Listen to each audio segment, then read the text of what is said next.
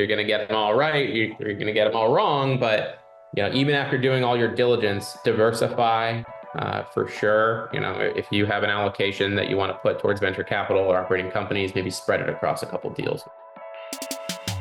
Welcome to Multifamily Insights. I'm your host, John Casman, and I want to thank you for joining us for another great episode. If you are enjoying this show, getting some great content for your own investing goals, we want to hear from you. Leave us a rating and review. That honest feedback allows us to work harder for your investing goals and also to identify the right guests to help you see success in your business and investing. And listen, if this is your first time listening, be sure to hit that subscribe or follow button so you don't miss an episode. We've got a great show today. We're going to be talking to Josh Ziegelbaum. They say you're the average of the 5 people you spend the most time with. So if you want to grow as a multifamily investor, you have to spend more time with other multifamily investors. And an easy way to do that is to join our apartment investing mastermind group today.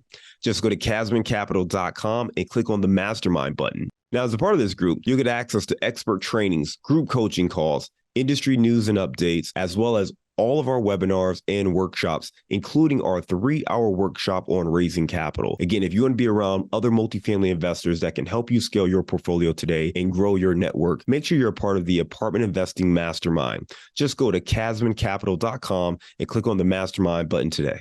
Now, Josh Ziegelbaum is responsible for managing investor communications, capital commitments, individual and commercial relationships, as well as overall support for Circuit City. Now, the dynamic work experience Josh has gained throughout his career gives him a unique perspective on both capital raising and operations. Prior to joining Circuit City, Josh worked as Director of Investor Relations at Legacy Group, an alternative asset manager where he raised more than $50 million of capital.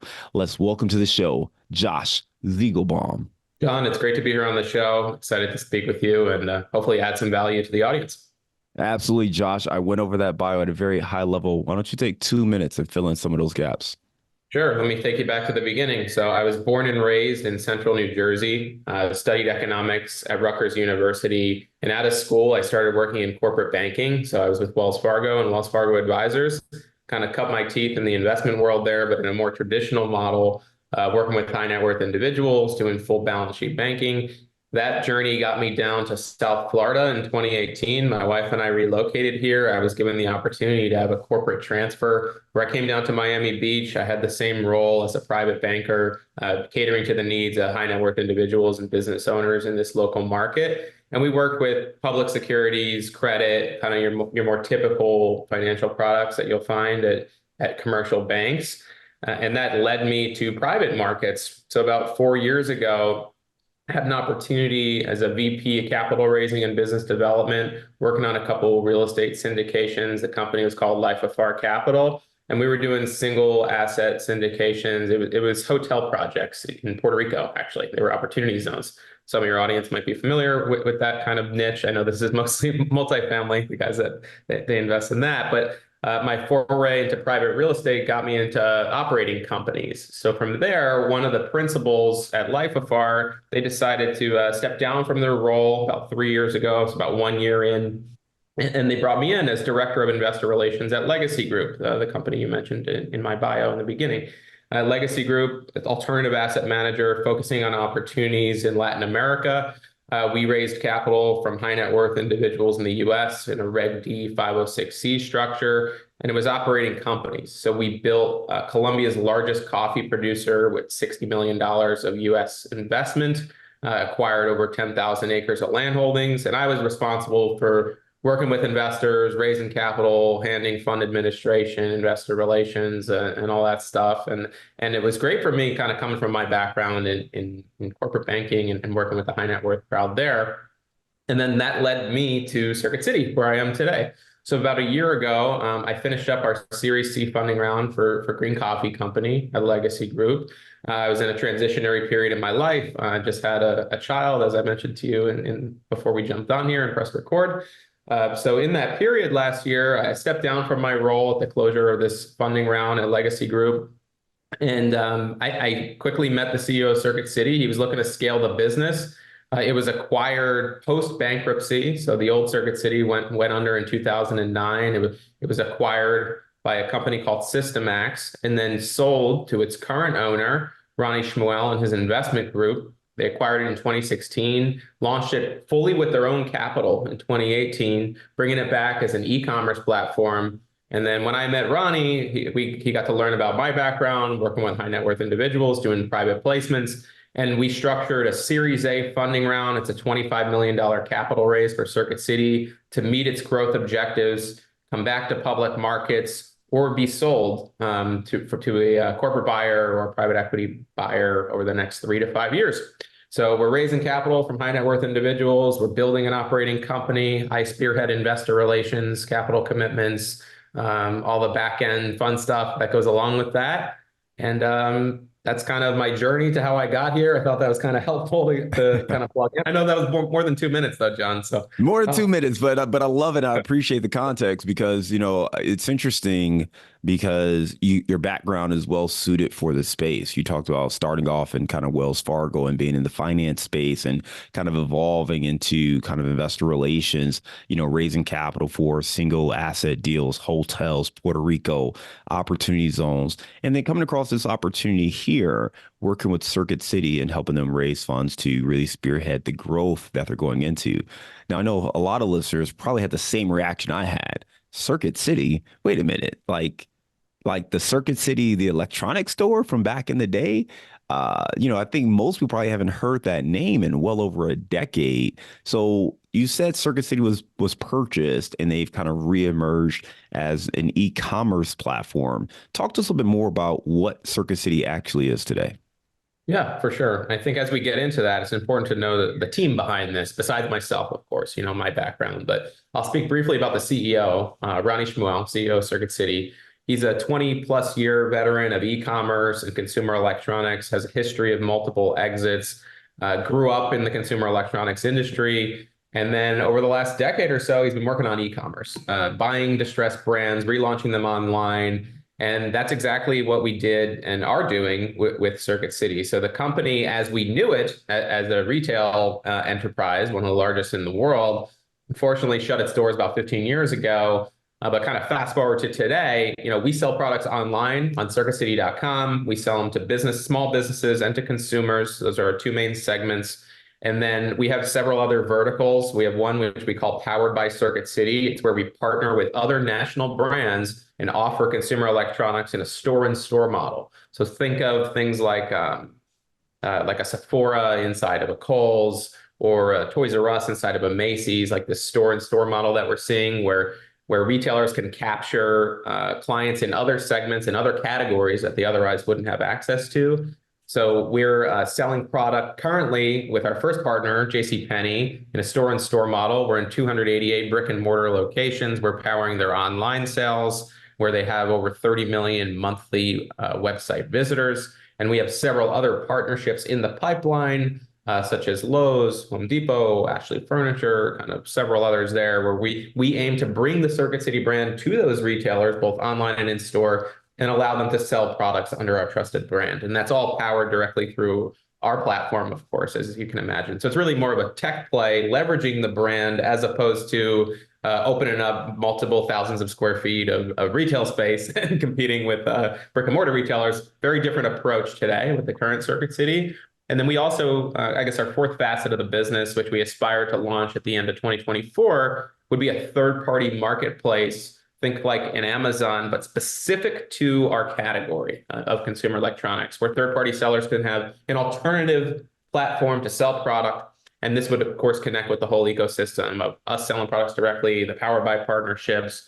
And then you may be thinking, or the listeners may be thinking, well, how are you going to compete with Amazon and Best Buy and these large players? We're in a very different space. So currently in this Series A round, valuation of the company, it's under $200 million. And we aspire to have an exit through sale or IPO at a $1.6 billion valuation is what we're modeling. So just over $1 billion. To put that in perspective on Amazon, Amazon's worth almost $2 trillion, right? So we're not looking to compete with Amazon and become them. We're looking to create enough value where we could be acquired by a corporate player or a private equity firm or potentially even go back to public markets as we once were. So Just to recap some of that, one, Circuit City kind of has reemerged. You talked about the CEO purchasing this, having that background in the consumer electronic space. And really the model now is direct to consumers through e-commerce, as well as these store-in-store partnerships. You mentioned J.C. Penney and some other brands that you all are working on, and kind of this third avenue that's starting to emerge, which would be kind of this third-party retailer. And the goal is not to compete with Amazon, but to be kind of a smaller player that is more niche in that space and really go from being valued at around 200 million today or a little under 200 million today to exiting somewhere in the 1.5, 1.6 billion dollar range. So for many of our listeners, you know, when we think about investing and you talked about the Series A, one, I want to understand that framework. When you're raising capital for this business, what does that business model look like? And then because you've got the background in real estate, how does that compare and contrast to raising capital for a real estate deal, a hotel, a multifamily deal? Compare and contrast that for us. Yeah, that's a great question, John. And there's so many similarities in the structure you would find, especially if you're doing it under the same exemption. For example, a Reg D 506C offering, it could be actively marketed. It's a private placement and it's for accredited investors only, right? So the investors need to prove in the third-party method that they're accredited to participate. Usually you have high minimum investments or higher relative to what you'd find in public markets. For us, it's a $100,000 minimum. Other issuers you might find in the $50,000 to $250,000 range in both operating companies and in the real estate space. But the similarities are enormous, right? From a structural standpoint and advertising the investment, a Reg D 506C real estate deal and a Reg D 506C private equity fund, they're marketed in the same way. You have an investor presentation, private placement memo, all of the disclosure for the investors. They'll follow a process with a subscription agreement. So in terms of the onboarding process itself, from a structural standpoint, it's very similar. And then in terms of like what the investor owns in a real estate private equity fund and what the investor owns in an operating business such as this, it's similar. It shares in the entity that owns the assets. So if we're looking at a real estate syndication or a real estate private equity fund, an investor owns shares, usually in an LLC or in a partnership, based on how much capital they commit and how much of the other investors they commit. They own a percentage of the building or the series of buildings, right? When we're looking at what we're doing with Circuit City and in the private company space, very similar in the sense that if the company is worth $100 and an investor puts in $1, they own 1% of that business, right? And then when that company is eventually sold, compare that to like when a property is sold, right? Based on how much that equity investor owns, they would be entitled to a disbursement of cash flows at a liquidity event. So a lot of the people that we work with and who I've worked with through Green Coffee Company in the past, they are real estate investors, people that invest in syndications, multifamily, self-storage.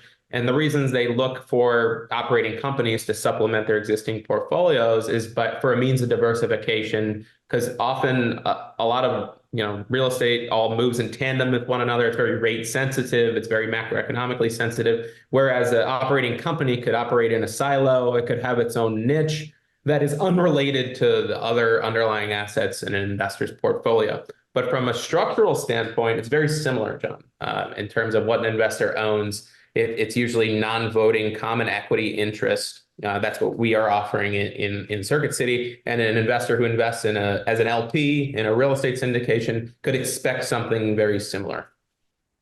Can you talk about the valuation, right? Because with real estate, you're typically looking at the net operating income and the cap rate, and that's going to determine how that property is valued. In this case, how do you value the business? I know you talked about it being worth a little under 200 million, but how do you come up with that valuation? Yeah, there's a few different methods you can go with, John. The most typical would be a discounted cash flow analysis, where you look at future cash flows of the company and you discount them to present value, and then you back into an evaluation. So to put that in more simple terms, an analyst, typically a company or an internal analyst would look at what are the current revenues of a company, what are the future revenues of the company, and what is that worth today in today's dollars? And then you'll often look at what other e-commerce companies, in the case of Circuit City, e-commerce and marketplace companies, what are they valued at? So you look at comps in the market the same way you would look at real estate comps. So when you say some companies, they'll trade on a multiple of earnings or a multiple of revenue, right? Where you look at, okay, the company's making $1 million today, or it's making 10 million today. What do companies in this space trade at in terms of a multiple of that? And then so you'll look at the average in your segment,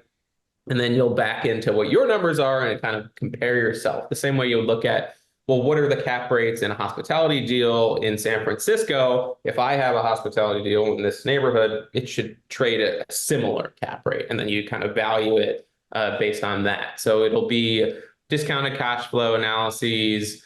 You'll look at multiples of current revenue in certain cases. So we at Circuit City, we've done over $140 million in total revenue since our relaunch in 2018. We're at a run rate between $20 and $30 million per year. The current valuation, $187.5 million. How did we get there? We worked through that discounted cash flow analysis that I mentioned to you.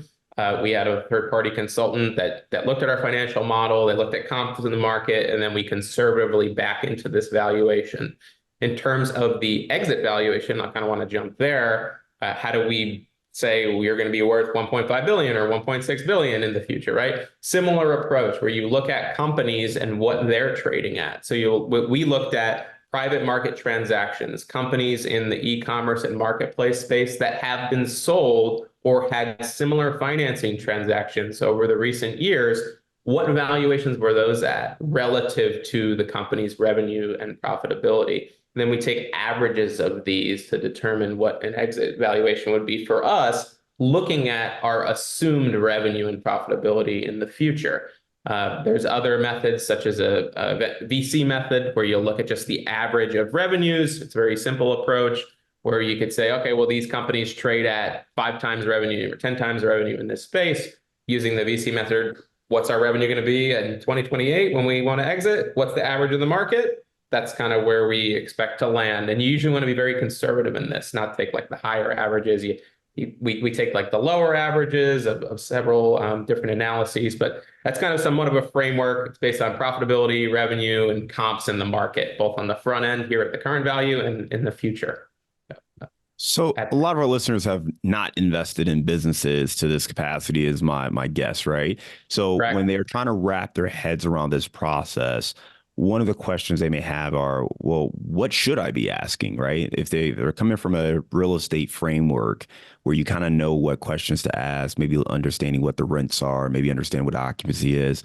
What are those questions when it comes to investing in a business, and not just the Circuit City business, but just any business? If you were presented this opportunity to invest in a private business offering, what are some of the key questions we need to ask to identify whether or not this is going to be a good opportunity? Yeah, that makes a lot of sense, John, because you're right. If someone's being presented with a business investment opportunity, chances are it's not the business they personally are in, right? So whether it's tech, AI, e-commerce, I don't do any of those like full time, except of course e-commerce right now, right? But like, so how do you understand if it's a viable investment and what it's valued at? So I would start with the team. What has the team done in the past similar to the investment thesis? And what types of capabilities do they have holistically that make this strategy realistic? So when someone's telling you, oh, well, we want to do X, Y, Z, well, have you done X, Y, Z in the past with another company, right? And then usually someone, if it's a good operator, they'll have a great answer for that. And they'll say, yeah, well, I've been doing this for the last 30, 40 years. These are my accolades. These are the companies I've sold. You could really start to conceptualize, okay, this person's taken companies full cycle, or they have the expertise needed to make the technology viable, or whatever it is, right? So I would start at the management team level and really kind of understand how their expertise could fuel this investment strategy. And if that makes sense in your head, as you start to hear the background and experience of the team, I would really drill on that. And then looking at the business plan itself, often it'll take, several reviews of the deck and glances over, maybe a call with the management team to kind of understand.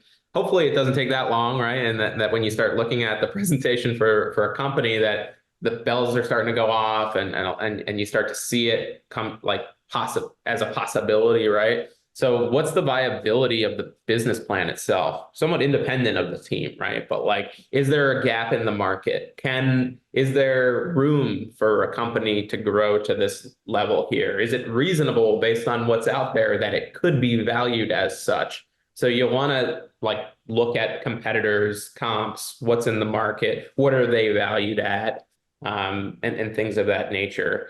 And then in terms of like, well, how do I know if the valuation is sound? I would ask management, how did you come up with the value? Same way you kind of came to me. How did you come up with the valuation? Is it reasonable? What do you think honestly it's worth? And then kind of look them straight in the eye and see what they say, right? So I think it's important to ask all the questions that come to mind, but really touch on the team, the business strategy, valuation. And then if you don't know those things already, you could do research on, well, what's a company in the manufacturing space worth in terms of value? I'm just using that as an example. You can look that up and find out what multiples they should trade at on revenue or on profitability and kind of look compared to what you're being presented to, right? So I would just anything and everything that comes to mind, but I think those are the most important to me as an investor kind of coming into an opportunity. How important is profitability when determining the valuation? I know a lot of tech businesses, especially not very long ago, were not profitable and trading for just absurd valuations, even though they were technically losing money every single year. How does that come into play here? Yeah, that irrational exuberance dried up a little bit after 2021. You know, we saw a pretty sharp pullback in public and private market valuations. The market with this rise in interest rates that happened and kind of the big run up after COVID, everything really cooled off pretty heavily. I don't want to say like a bubble burst, so to speak, because the market's back at all-time highs again. But there are pockets of the market, such as these unprofitable tech companies, that really got hammered over a short period of time. We've seen them recover a bit. I'd say it's important. The market, in my opinion, is more sensitive to profitability, or at least having a clear path to profitability. It's not necessary. It's not necessarily required to get a strong valuation, but usually it's common in at least the tech space for the earlier stage companies like the Series A's, the seed round, the B's. They're typically not profitable, and then they're targeting growth in the earlier years, like high revenue growth, and then they'll typically like pivot in later years. Think like Tesla or Amazon, unprofitable for so long, and then they kind of like turn the gear towards profitability once they hit this level of economies of scale. So I think for the earlier stage tech companies, it's more about what's the total addressable market, what's the real opportunity here, and the potential like size of revenue, right? Like how much it can grow top line wise. I still think even in this market, that's more looked at. So usually you wouldn't see profit in an early stage company, right? So that's something that investors shouldn't necessarily go away from. I will make a plug on Circuit City. We've been profitable each year since our 2018 relaunch. It's been a focus of ours to be profitable. But what you can ask a company that's not profitable is, what is your burn rate? There's a term called a burn rate, and some of your listeners may have heard of it. It's basically how quickly is the company burning money each month? Like how unprofitable is it, right? And then how much money do you have on hand? Are you going to run out in 2 months, or are you going to run out in 5 years? So I'll use an example. Let's say a company's burn rate is $100,000. They're losing $100,000 a month, but they have 10 million on hand. That's not really concerning to me because they're only going to burn 1.2 over the next year. They have a nice buffer there to invest in the company. They'll typically raise more capital to kind of fuel that. But if you tell me the company has like 300 grand on hand and they have 100K a month burn rate, your alarm bells should be going off in your head. So if anyone's being presented with like unprofitable companies, right? How well are they capitalized? What's the burn rate? What's the path to profitability? That's an important one, right? So like, okay, it's fine, you're not profitable now. When are you going to be, and are you going to run out of money before that happens? So those are good things to look out for. I love that, man. That's very, very helpful. Just to recap that, because I think it was very powerful and insightful. Because, in multifamily, it's the same thing, right? Investing is not that different, whether it's a business, whether it's real estate. It really comes down to, does the property or the investment cash flow, right? Is it profitable? Does it create cash flow right now? If not, what's the path to cash flow, right? What are you going to do to create positive cash flow? And then what's the burn rate? How much, are you losing each month? And then how well capitalized are you? How many months do you have to go, or how many years do you have to go before you run out of money? If you can figure out those things and understand how all of that comes together, that should let you know how much risk there is involved in the deal. And I love the example you gave. If you're looking at a company that's $10 million in the bank and their burn rate's $100,000 a month, well, they've got a long window before they're going to run out of money. They're probably going to be able to do some things to get to a path of progress and a path of profitability. However, on the flip side, if they only have 300K in the bank and they're losing 100,000 a month, they've got 3 months. And at that moment, they're looking for a lifeline. So if you're getting presented that opportunity, your money can be burned up and used before they even figure out how they're going to get to a path of progress, because they're going to use your money to pay bills. So you definitely want to make sure you're asking these questions. Again, what's the burn rate? How well capitalized are they? And then what is that path to profit if it is not currently profitable? Josh, I know that you guys have that Series A funding going right now. For folks who want to reach out and learn more, they can email you or email your team at investor.relations@circuitcity.com. Josh, for those investors who are interested in investing in businesses and expanding maybe beyond real estate or multifamily, is there any tip or concern or watch out that you would give them before they start that journey? Yeah, I mean, I would look into some of the terminology that I discussed here if it's unfamiliar to you. Some of the things we're talking about with valuations, burn rates, earnings multiples, and things of that nature, right? Kind of wrap your head around the concepts and the terminology, right? But if you're foraying into this space of private operating companies, I would follow the same recommendation I would do if you're investing passively in real estate. It's to diversify across multiple investment opportunities with multiple operators. And that doesn't mean just invest with everybody and just spread it around. Like, still do your diligence as you would if it were your only investment. But, if I had $1 million to invest in private operating businesses and private real estate, I would personally do 50 to 100K across 10 to 20 deals, and different time frames and in different sectors. And that, not to say, you're going to get them all right, you're going to get them all wrong, but, even after doing all your diligence, diversify for sure. If you have an allocation that you want to put towards venture capital or operating companies, maybe spread it across a couple of deals would be my recommendation.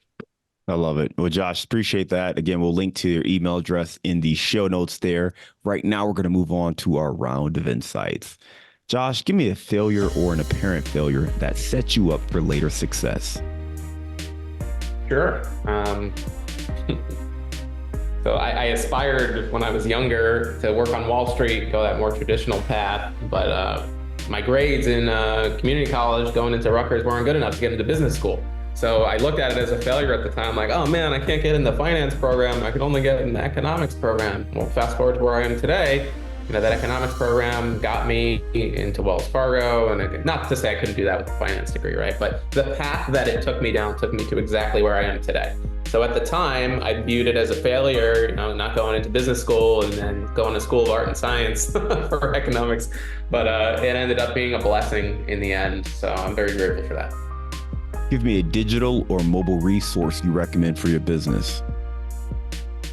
Yeah, Invest Next is a great resource for, not to give, I wasn't coming on expecting to get a plug, but Invest Next is our investor portal software. We use it for cap table management, helping investors go in and see their holdings, access documents. It's been very useful for us. It's Invest Next. Give me the book you've recommended or gifted the most in the last year.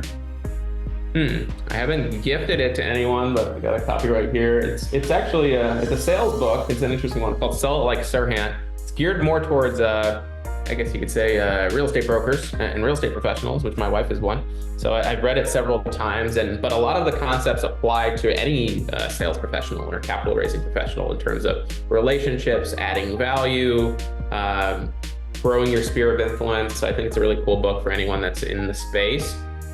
If you're in the sales space, it's not so much geared towards private equity, but I think there's a lot of parallels there. That's Sell It Like Sirhan, Ryan Sirhan. What's a daily habit that helps you stay focused on your goals? I have several.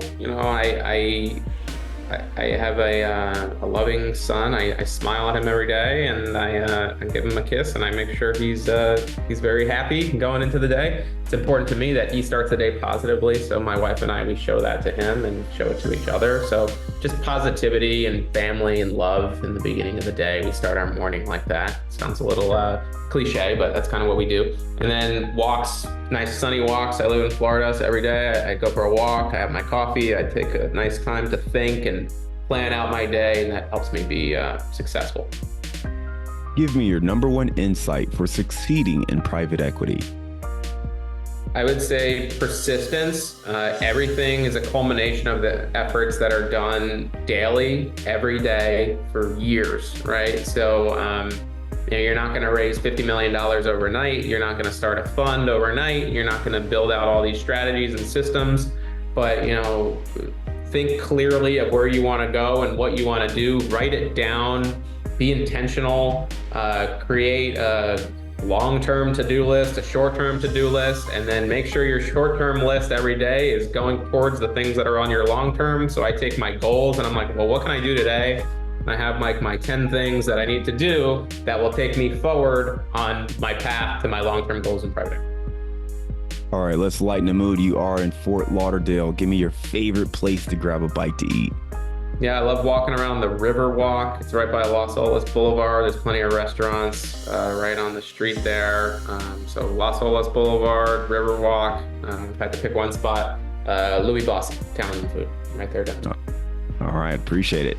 Well, listen, Josh, you gave us a lot of great insight and feedback, understanding more about kind of the private equity landscape, how to invest in businesses, getting equity in different companies like Circuit City. If folks are interested, they can, again, email the investor.relations@circuitcity.com. I appreciate you just talking to us about just how to think about that business, right? How to think about these private equity investments. One, understanding the valuations.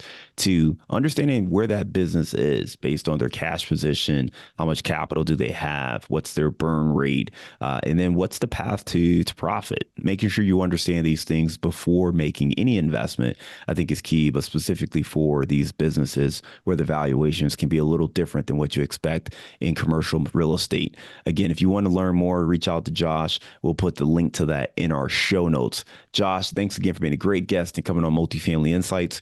We look forward to staying in touch with you and hope you have a great day.